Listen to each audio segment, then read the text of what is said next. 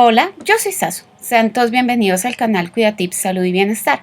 En este video estaremos hablando del examen ginecológico, los sentimientos asociados a este, de qué se trata y algunos consejos para disminuir las molestias. Sin más que añadir, vamos a la intro y comenzamos.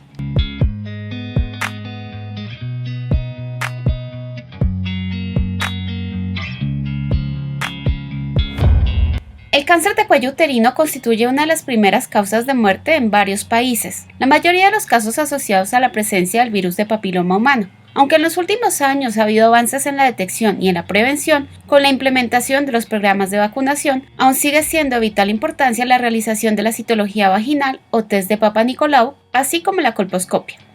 La técnica empleada en este examen lleva implícitas varias sensaciones, lo que puede ocasionar que, con relativa frecuencia, se evite o abandone el proceso, disminuyendo la posibilidad de generar un diagnóstico a tiempo. ¿Es normal que se sienta miedo por el examen? Claro que sí. No es común que uno tenga que exponer parte de su intimidad ante otra persona que no sea su pareja. En este momento es normal que nos sintamos vulnerables. De hecho, algunos estudios han descrito los sentimientos que como mujeres podemos experimentar durante el examen pélvico, siendo las más frecuentes: ansiedad sobre el estado de salud, miedo de que se diagnostique una enfermedad grave, vergüenza al tener que quitarse la ropa y sentimientos de deshonra, inquietud por no tener la suficiente privacidad durante el examen, temor de que se juzgue la conducta sexual, preocupación acerca de la limpieza del consultorio o que el equipo utilizado esté esterilizado, sentir excitación, miedo y dolor durante el examen con espéculo, ansiedad acerca de que el examen no se realice correctamente o el sentirse defraudado por la explicación que se da cuando la citología es anormal y lo que implica el proceso de colposcopia. ¿Cómo puedes disminuir estos sentimientos? Recordemos que la relación examinador, ya sea médico y o enfermera, y el paciente es de dos, por lo que lo ideal es que antes de llevar a cabo el examen se cuente con una explicación acerca de lo que se va a hacer. Y en este punto es importante que te tomes un tiempo para expresar lo que esperas del examen, comentar tus dudas y hasta tus miedos, ya que muchas veces por dejar de preguntar se dejan de decir cosas que aumentan la ansiedad respecto al examen. También es válido que antes del examen consideres si te sientes más cómoda con una persona de tu mismo sexo, si deseas estar acompañada por un familiar, si esto está permitido. Y si no estás de acuerdo con el trato que el examinador tiene contigo, puedes solicitar que el procedimiento sea realizado por otra persona. Ante todo, tú debes sentirte bien para que la realización del examen sea más fácil. Algunas personas prefieren que les cuenten paso a paso lo que va haciendo el examinador y los hallazgos que va viendo, mientras que otras lo encuentran molesto, por lo que es importante que comuniques con claridad si deseas que lo haga o no. ¿Cómo es el examen?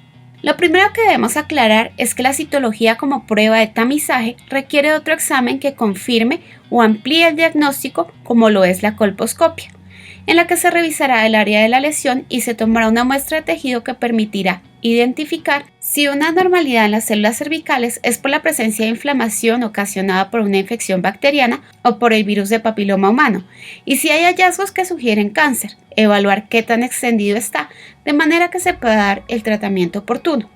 Si te vas a realizar la citología, es mejor que antes de ingresar al consultorio vacíes la vejiga. Con esto disminuirá la sensación de dolor y proporcionará una mejor visualización durante el examen. Es importante que si tienes antecedentes de reparación de desgarros vaginales, prolapso uterino, vaginismo, alteraciones del piso pélvico, cáncer o radiación pélvica, se lo comentes al examinador, ya que existe la posibilidad de que requiera otro tamaño de espéculo. Estando recostada en una camilla, el examinador introducirá por el canal vaginal un instrumento llamado espéculo que le permitirá visualizar el cuello uterino y el tercio superior de la vagina, evaluando si hay áreas enrojecidas o presencia de flujo, lo que podría alterar el resultado del examen. Posterior a esta inspección utilizará un cepillo cervical y una espátula para tomar muestras del cuello uterino, así como del canal cervical interno. Este último paso se omite en las mujeres embarazadas para disminuir el riesgo de una pérdida. Finalmente, la muestra recogida se extiende sobre una laminilla y se aplica un fijador o se coloca en un líquido preservador y se envía para su análisis. En el caso de una colposcopia, se colocará el espéculo y se aplicará una sustancia sobre el cuello uterino que reaccionará coloreando las áreas en las que hay lesiones, y de estas se tomarán fragmentos de tejidos que serán enviados para ser evaluados por un especialista que determinará la extensión de la lesión y el grado de compromiso. Es posible que experimentes un dolor tipo cólico de baja intensidad y sangrado escaso por la toma de las muestras, por lo que algunos médicos recomiendan tomar una dosis de analgésico antes de acudir al procedimiento para disminuir las molestias. Por último, ten en cuenta que el cáncer de cuello uterino es una enfermedad silenciosa en sus primeras etapas, por lo que es importante asistir a la consulta médica para la interpretación del examen y definir el plan a seguir. Según el protocolo de cada país, la frecuencia de la toma de citología puede ser de cada 1, 3 o 5 años. Si te gustó el video, no olvides darle like, suscribirte, activar las notificaciones, colocar en los comentarios tus sugerencias para nuevos videos y acompañarnos en una próxima oportunidad.